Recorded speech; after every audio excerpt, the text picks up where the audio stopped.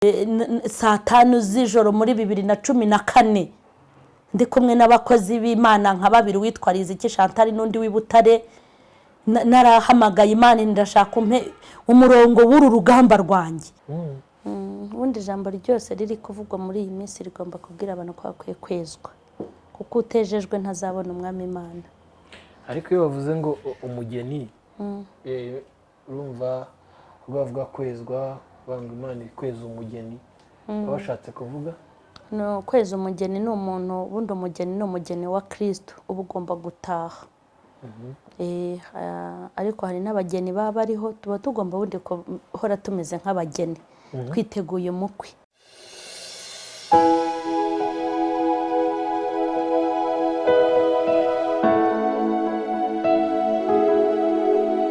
Murakoze cyane mwese abadukurikiye mbifuriza ibihe byiza mu mashe uraho umeze neza ndamahoro twakwakiriye muri studio y'Ihumure Suzanne hose bakurikiye Ihumure turabashuhuje mwese abakurikiranye Ihumure TV amahoro y'Imana nabe muri mwe kandi turabakunda abakunzi b'ibiganiro byo ku Ihumure TV n'abakunzi b'ijambo ry'Imana amahoro y'Imana nabe muri mwe. Uzakantu nkuziho TV uzi kubivuga neza TV cyane kabisa nawayaberwa byose akandi se ushaka ko nkuvugira naka akandi sub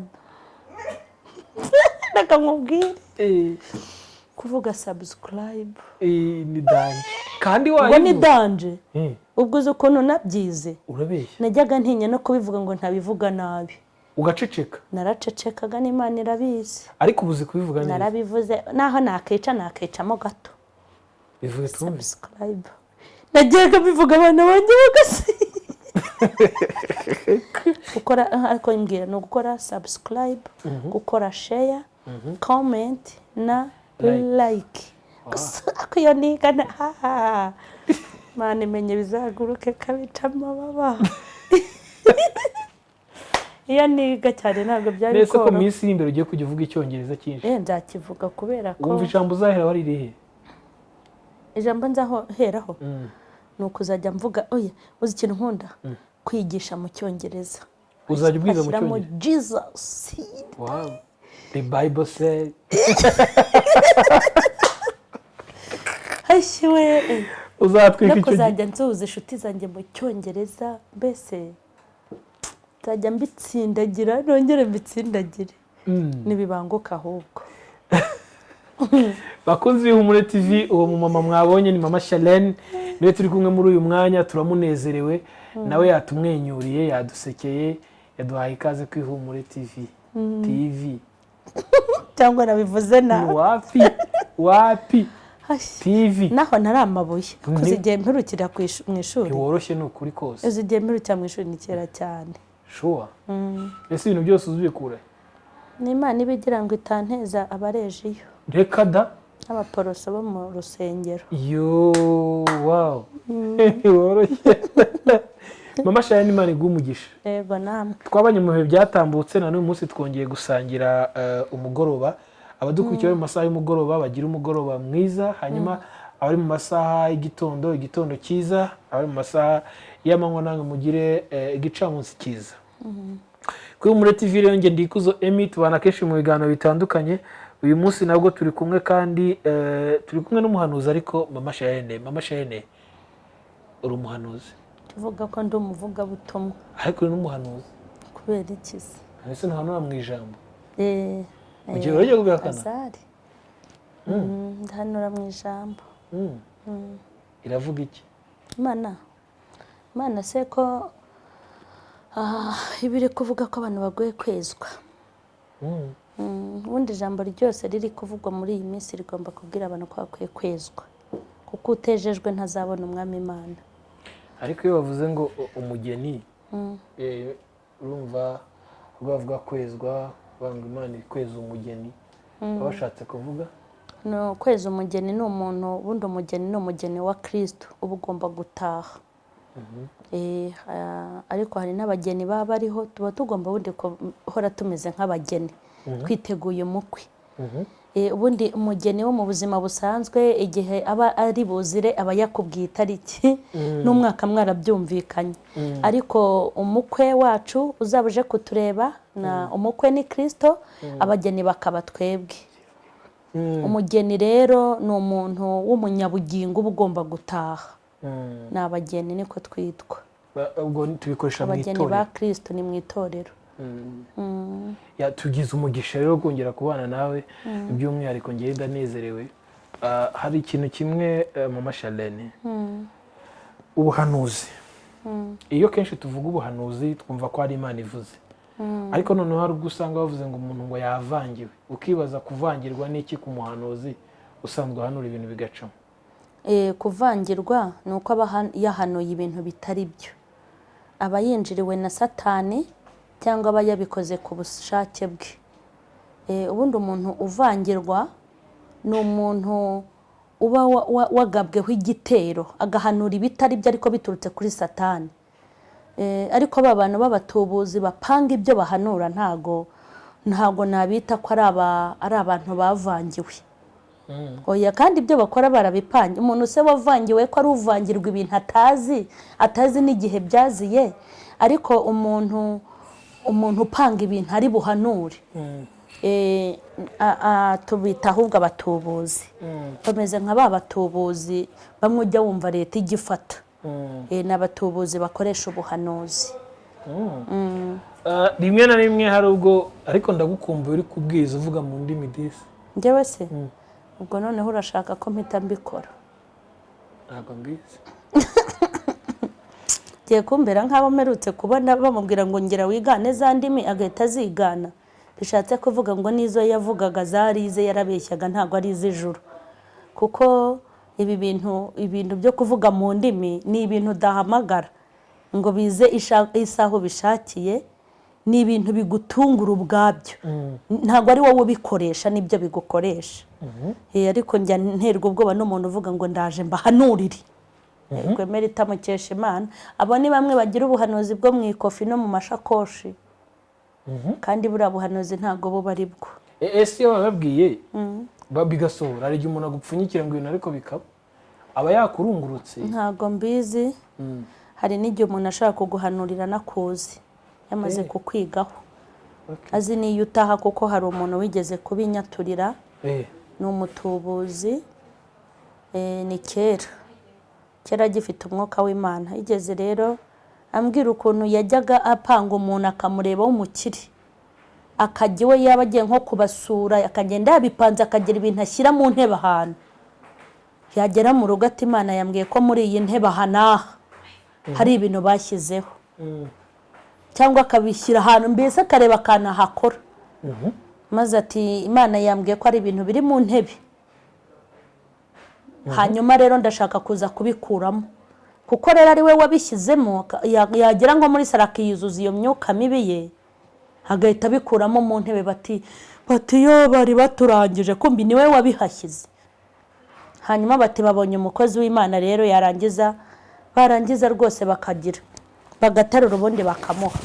Y'abapfu biribwa n'abapfumu. Bakamwishyura. Babuze amaturo batanga mu nzu y'Imana, babonye ayo baha babapfumurira. Ese nk'aho kuri umuhanuzi ninde yaguhanurira ugapfa kubyemera Mama Charlene? Njyewe oya, uwampanurira nkemera ni umuntu umpanurira ibintu by'ukuri, kuko nanjye mfite, erega nta muntu wampanurira ibintu ntazi.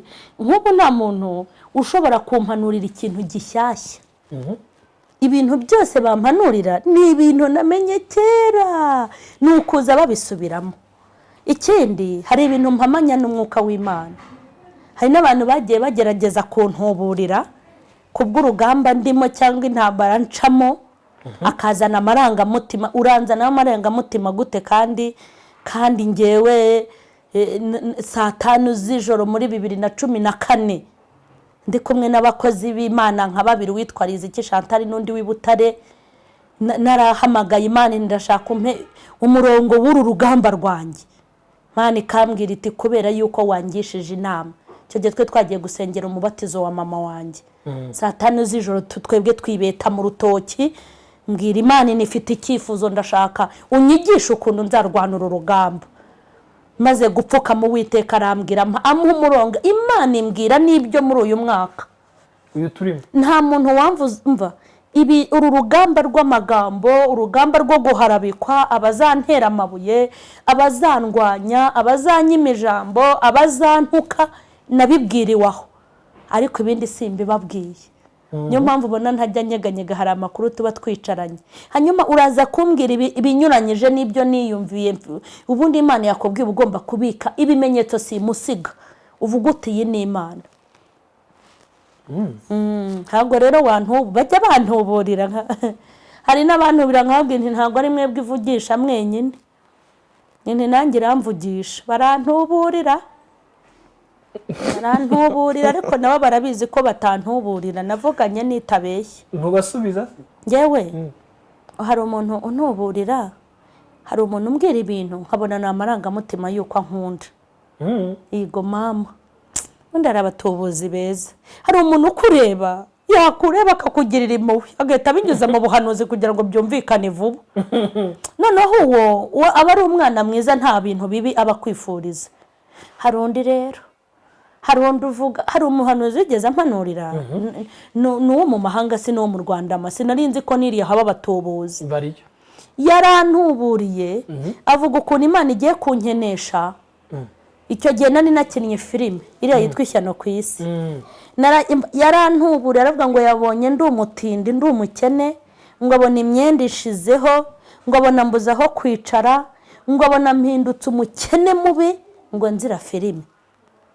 Arabisobanurira kuko numvise ari ubuhanuzi bw'ubugome. Buriya niyo yapfukamaga ashobora kuba yaravugaga ati bimvuze bimujyeho. Arabivuga ibintu byinshi. Icya mbere namubwira ntubeshyeye Imana, ibi bintu nyifurije, Imana izabigukubire karindwi wumva uko bimera. Hanyuma senze mbwira Imana Imana, kuko nzi ko uriya muntu atari wowe wamutumye. Nimba hari n'ikigeragezo nari kuzahura nacyo gituma amera kuriya, gihinduke.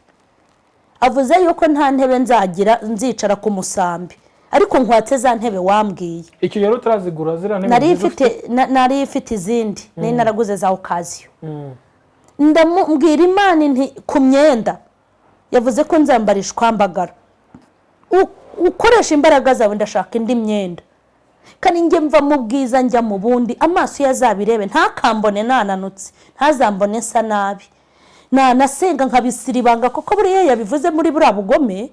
Iyo yapfukamye arasenga nawe akajya bigusabira. Ni urwango rwari rumwuzuye, nabonaga afite abazimu. Ndashimira Imana itajya yumva amabwire.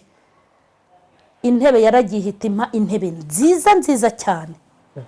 Imyenda yo ubwo se nkusobanurire ngo iki, nambaye imyenda y'agaciro, ngira amashakoshi, mbese Imana iramvunjira. Vuga ngo yabonye mbura naho nicaza abashyitsi, Imana none yimvana mu nzu nari indi midasobanutse, injyana mu nzu y'amakaro guheraho hafi y'igipangu kuzamuka mu bikoni. Ariko umva bajya bitonda di. Usa yafite amakuru umva atayagira se ntayareba. uyu munsi uko biri kose barahari. Niyo mpamvu abantu bajya baba amaso ku kintu cy'ubuhanuzi. Ngewe iyo nza kuba ntari tayari, ndi umuntu umiragura cyangwa utigererayo, mba naraguye muri maka. Kuko umuhanuzi umwe araza ati iravuze ngo caha ngaha, hakaza undi Imana yambwiye ngo caha ngaha, hakaza undi, nuko bazaga. Ariko ngewe Imana aho yambwiye guca ndahazi. Imana narayitake, nari ndi mu rugamba rudasobanutse, ndi kuyiyoboza inzira nyibwira ngo ndwane gute, kuko ikintu kinezeza umutima wanjye ni ukuba mu ntambara Uwiteka turi kumwe. Ahantu naraye nawe akaharara, ubuzima ndimo nawe akabujyamo, kuko niwe umenyera icyo kurya no kunywa, niwe unyambika, niwe umenyera abana. Sinabaho mu buzima bwanjye nahita mpfa. Ubwo mba nifuza ko akantu kose nkoze aba yakagezemo uruhare kandi akazi. Ubwo rero ubuzima bwanjye bwose nkunda kubushyira mu Mana, sinjye nifuza gukora ikintu. Hari n'igihe mfata amafaranga ngiye kuyakoresha ikintu, nkavuga ni none nayakoresha ikintu, ejo bundi nkakenera ikindi, nkabwira Imana mbese ari amafaranga nyakoreshe. Muri make imishinga yanjye yose njya ngerageza gushyira mu Imana kugira ngo ikomeze ingire inama. hari ikintu wavuze nashaka ko tugarukaho. Mujya gusengera mama ku mubatizo kubera iki mwagiye kwihisha mukajyana mukihengeka kugira ngo musengere aho hantu?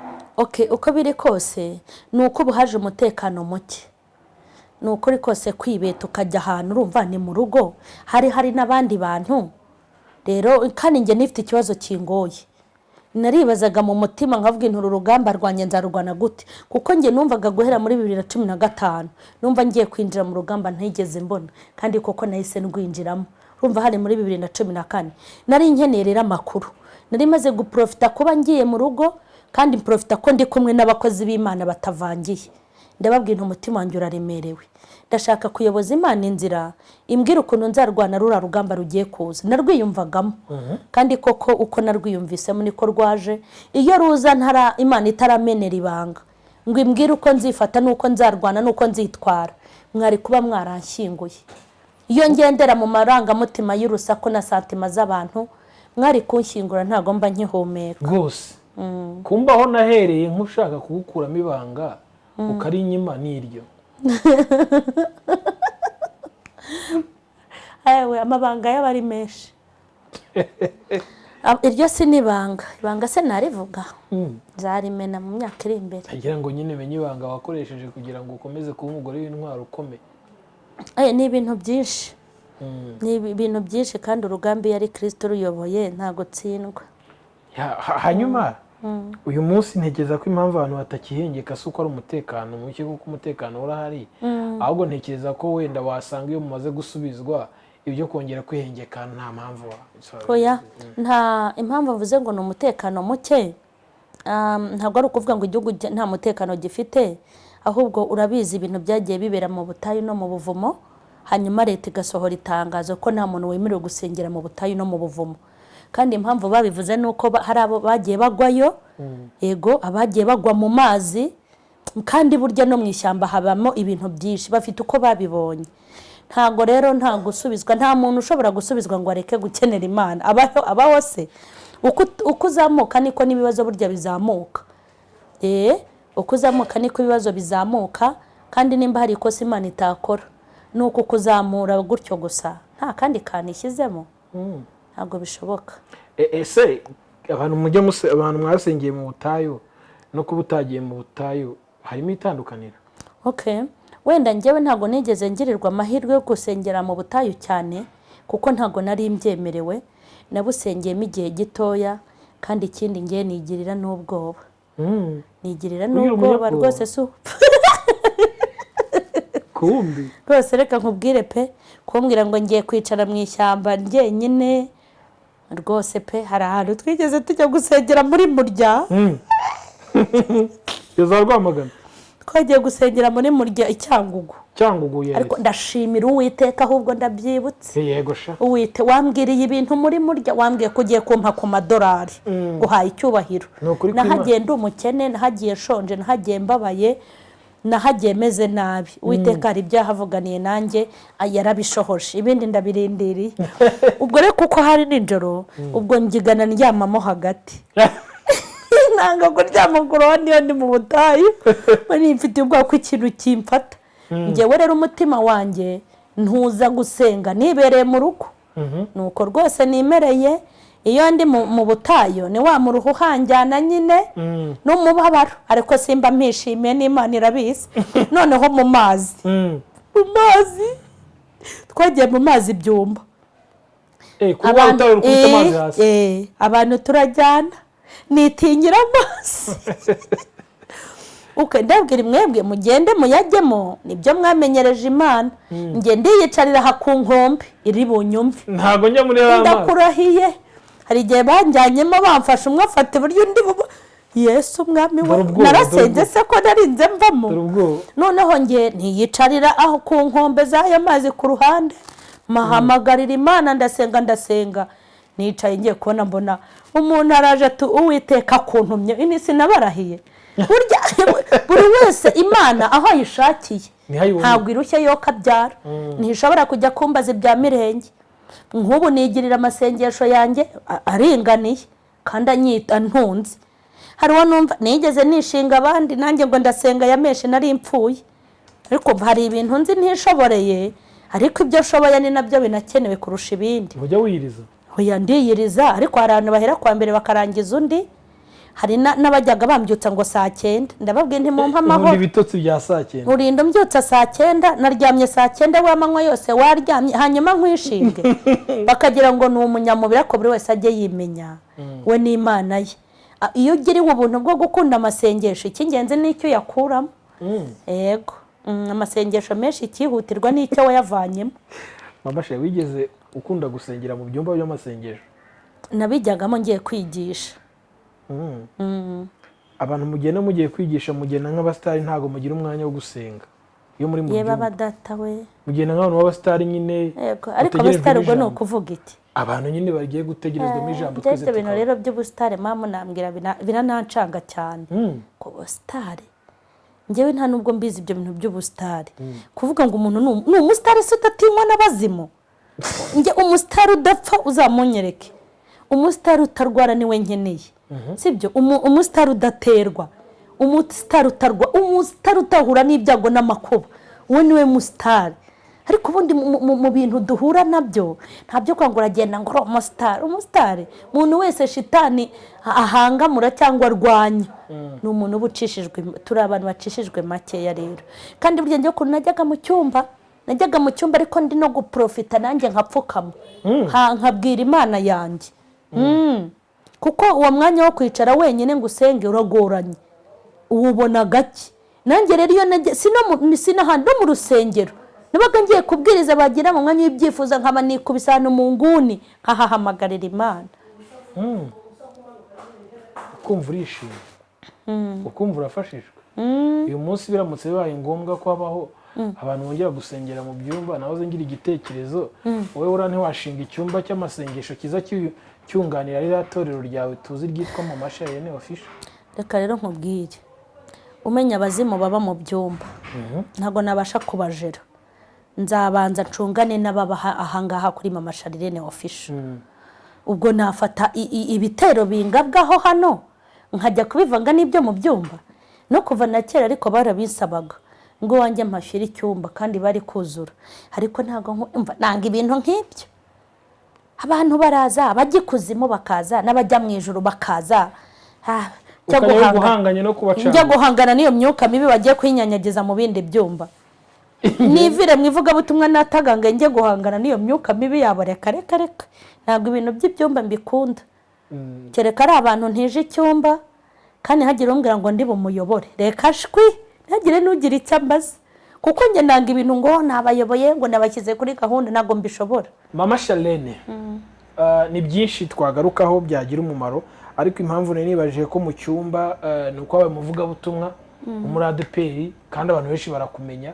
Ibyo tukaba tubimenyereye ko wenda bibaye ngombwa wazagira icyumba cy'amasengesho twese tukakuyoboka, ariko ndumva umwuka w'icyumba uri kure yawe. Oya, abantu bazajya bashaka nzajya mbajyana iwacu mu Nyakabanda ku rusengero naho haba icyumba. Niba dukingurira, sibye ko n'ubu hajya bakeya rimwe na rimwe bateraniriye. Yego, nta mpamvu. Nta mpamvu yo guseseka ibyumba. Rega ibyumba byazanye amanyanga menshi, niyo mpamvu nyine ubona ubundi byari byiza. Mu cyumba cy'amasengesho harererwa abavugabutumwa, mu cyumba cy'amasengesho Imana iravuga, haba imirimo y'Imana. Ariko kubera nyine hagiye hakorerwamo n'amanyanga menshi, bituma rero ubona yuko nta kigenda cyabyo. Ngewe rero umwanya wanjye ni muke, ntabwo nabona umwanya wo gukora icyumba ngo menye nuko mbishyira kuri gahunda. Ntabwo nabyishoborera. Mama Sheri, wenda dusa n'abagana ku musozo w'ikiganiro cy'uyu munsi, ndagira ngo twibaze, rimwe na rimwe hari ibyo bintu bavuga ngo imyuka mibi ngo itera abantu, ariko abantu bakavuga ngo nanone ngo ufite Kristo ngo nta mpamvu ngo iyo myuka igutera. Aba bantu babiri ko badahuza biterwa n'iki? Hari uguterwa n'iyo myuka, hakaba no kuba yakugeraho ububasha. Kuba yagutera ni kimwe, no kuba yakugeraho ububasha ni ikindi. Kuvuga ngo ntiyagutera uwo uri we wese waterwa, ariko kuba abadayimoni bagutera bakakugiraho ububasha nicyo kintu kidashoboka. kuba abadayimoni bavuga ngo bagiye kugusaza hanyuma ugasara, ariko narumiwe koko. Uko biri kose baba bakurikiye bene wabo bari muri wowe. Yego, ubundi umudayimoni kuba yaza kugutera asangamwe abandi badayimoni bene wabo, abafite communication ko kwinjiramo biroroshye, ariko iyo hatari abadayimoni hari umwuka w'Imana ntago bakwinjiramo ngo bikunde. Niho bahera bavuga ko hari abo bageraho bakabataka abandi ntibabafate ngo bikunde. Ikindi hari ibindi bintu biba biri mu bwenge bw'Imana. Hari ibintu Imana ishobora kwemera bikakubaho kugira ngo igaragaze gukomera kwawe, ikabakingurira rwose bakaza, ariko ibyo bagambiriye n'ibyo bapanze ntibisohore kuri wowe. Yego mubyeyi Mama Charlene, wakoze cyane, Imana iguhe umugisha. Wakoze kwitabira ubutumire bw'Ihumure TV. Yego, no kuganiriza abantu badukurikira cyane cyane. Reka tuzongere tubatumire ubutaha. Muzaza? Tuzaza nta kibazo. Uwakina Mama Charlene ni kuri nimero zanjye za telefone 078335 4266 ubundi bakajya no kuri Mama Charlene official. Imana ibamugisha mwese abadukurikiye. Narikuzo Emini ku Ihumure TV. Tubana kenshi mu biganiro bitandukanye. Niba utarakora subscribe uyikore, tubane neza kandi tukomeze gusangira byinshi umwami adutegurira. Mama Charlene umubaze hasi muri comment cyangwa umubwire ngo wakoze, ndetse mukomeze kudushigikira musangiza benshi ibiganiro. Imana ibamugisha.